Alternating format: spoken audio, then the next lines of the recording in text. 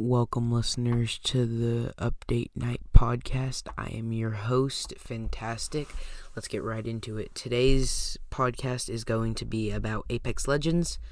As of June 4th, 2019, this is relevant. Kings Canyon updates. Thunderdome has some small changes to loot placement, mostly around moving loose loot bins for more visibility on where loot is. The pit has about twice the loot in it. Repulsor has loot bins added to the west side of the area on top of the trapezoid buildings. Some loot added to the underground pit in the small town in Shattered Forest. Added voice lines that will call out jump towers when you ping them. You can now ping jump towers. Decrease the delay in items showing up in the menu while looting a death box.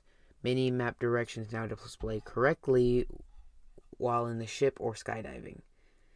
Remove the exploit that allowed the squad to have more than one of the same legend. Remove an exploit that allowed to bunny hop while healing. Fixed issue where players might bounce off your squad when breaking off in a skydive. Remove issue where you could place gas canisters on the door at bunker. Improve skydiving so it feel more responsive and smoothing. Thermite grenades now cause damage to doors. Squad summary page improvements. Cursor support added. Players can now mute/report players from this page. Players can now report teammates that have disconnected. Caustic barrels can now be triggered or disabled by friendly teammates. Added cooldown 0.5 seconds before you can reuse the last zipline you are on. Pathfinder's grapple now has a blue crosshair indicator that will appear when the grapple is in range of objects. It can connect to while grappling when in range of objects it can connect to. While grappling a zipline, the trajectory will now pull players to a point below the zipline rather than above. This makes it so players are more likely to connect with the zipline instead of flying over it. Made improvements to how weapon reticles and optics are displayed when playing with colorblind settings. Added colorblind support for threat vision, scope, and Bloodhound's ultimate. Remove the ability for players to change game settings not intended to be modified on a client level. Our intent is to prevent exploits like removing muzzle flash, disabling lighting, and other changes that gave players an unfair competitive advantage. We reverted the behavior of holster weapons, so pressing the button while you melee will no longer bring out your last primary weapon. Added the ability to fully customize button layout for controllers. Added localized voice for all legends that now supports French, German, Spanish, Italian, Russian, Polish, Japanese, and Mandarin. Fixed issues where players unable to change their party privacy settings.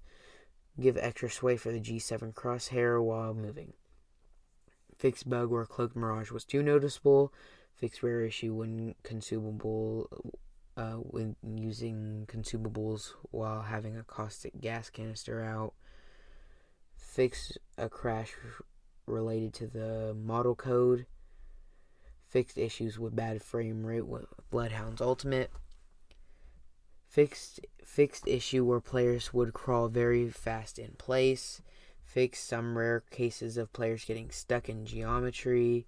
Fixed issue where Octane's stim trail would still linger after death. Fixed issue where at market you could use a wraith exploit to get outside the map or outside the intended map.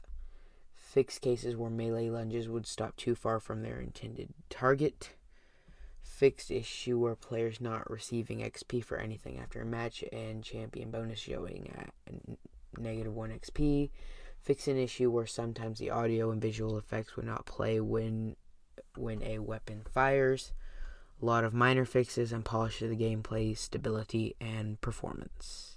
This is part 1 of the Apex Legends update night. Part 2 will be dropping later on tonight. As always, please subscribe, leave a comment about what game you want me to play next, or what game you want me to update night next. And as always, I am your host, Fantastic, signing off.